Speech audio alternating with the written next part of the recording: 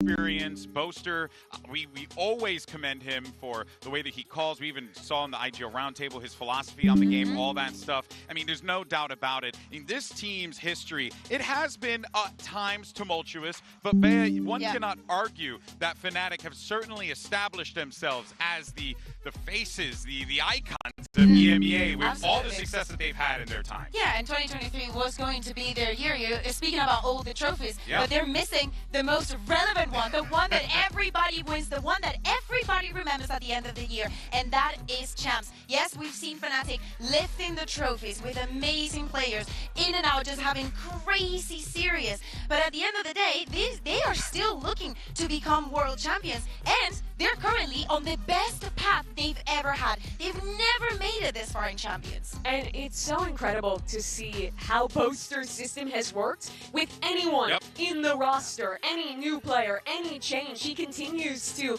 hone this FNATIC team into something that is more consistent than any other core, any other organization in Valorant. And the fact that that goes down to even them having a last-minute substitute, literally as last second as it could be, with Goma coming into this roster. And he was iconic. Yeah, he was iconic. Still win that game, to still make it here through the uppers, it's incredible. Yeah, wins the game, wearing the Alfier jersey, the iconic shot of him posting, like pointing back to the name. It really is something else, and you guys are so right. This system that Boaster has built, alongside the coaching staff, right? We got to give credit to Coach Milan and the rest of the crew for all the stuff that they've contributed to this as well as the teams, the players who are constantly bought into it. It really is a thing to marvel with this FNATIC. Because do not forget, at the beginning of the year, the big question was like, oh my god, we're going to meet FNATIC without Derke. Yeah. We thought that, is this going to work? Yeah, there's still great players, like you have Chronicle, like you have Alpha that can definitely shoot, but the question was there. Kayak had been great in Ascension, had been great in Apex. That doesn't mean that it's going to translate. That doesn't mean that he could be at the same level. He's got a phone call. He's got a phone call. Well, while Boaster takes a phone call, let's go ahead though. Oh, it's Alpha. Oh, it's there. They're talking, it's a reference to Mean Girls because it's October 3rd. Oh, they're doing it. Okay. In my head, it's happening. Those things fly right over my head, mostly because I'm bald. But now, let's go ahead, though. It's very smooth up there. And talk about NRG, though, because on the other side to this one, Mimi, an incredible run that this squad has had, only dropping 2 maps. And those 2 maps, one was against their America's counterpart at MIBR, who really took them the distance, and the other one was a team that's in this competition, left in the top 4, DRX. And they've really refined their style and I think developed it into such a good place at this event. We critiqued them back in Americas for not being the best mid-round team, being a little one-dimensional on their attack side. I think they've shown to be able to play the slower style. They've also shown to be able to play fast, to send it in with Mata looking like probably the single best rookie in Champions right now. And on top of that, they've just won match after match, undefeated, just like FNATIC to this point. It's impossible not to have fun with NRG. We also saw Brock with the Odin breaking records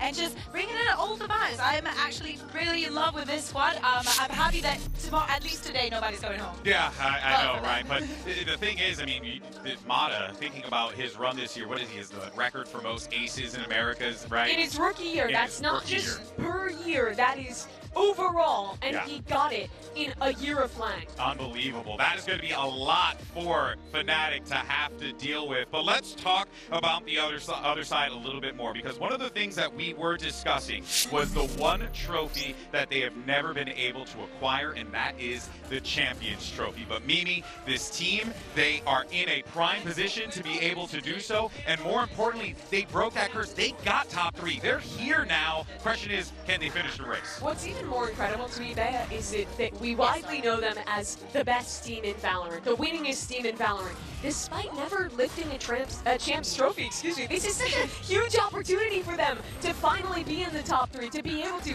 win one match, go in with a ban advantage, and have a chance to do that. To me, there was one defining moment, and of course it has to do with the moment that they won with Doma, and it's not about the fact that they had a sub and everything else. To me, it was the moment where I saw Kron crying. Yeah.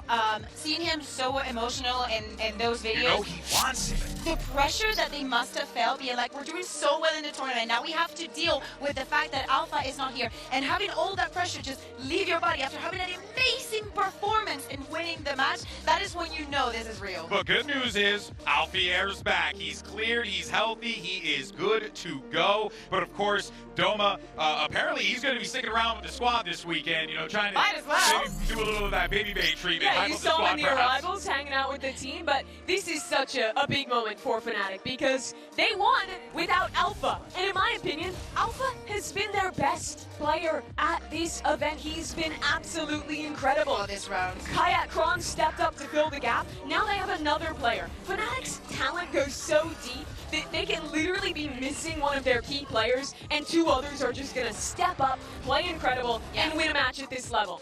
Honestly, Doma played pretty well. Like we're speaking like as if Doma was did just the like job. Yeah, exactly. And he's no stranger to most part of the system and to play with some of the players. So good to see that Alpha's back. I do agree with you, Mimi. I think that the value that he brings into the team is very, very important. And also, I think that it was a good lesson for him. You know, being in that position might have not been easy. Like when you get the chance, you just want to play. If you feel like you're gonna die, you honestly just want to go on the stage. But sometimes, you know, you cannot help it. So they've won. Now I feel like we are going to see the best Fnatic out. Oh, without a doubt. They've had rest, they've had time, they are ready to go, Mimi. I think they won that match for him, and now he's going to be back and want to win this match for the team and get them back. Yeah, no, it really is. It's quite poetic. There's a lot of storylines as well coming into this matchup. One of them that we haven't even talked about yet is that we have two former teammates going up against each other in Crashies and Psalms. That's right, Crashies, you know, the guy who was very much a mainstay of NRG, now on the other side of the field. Let's hear what they both had to say about one another.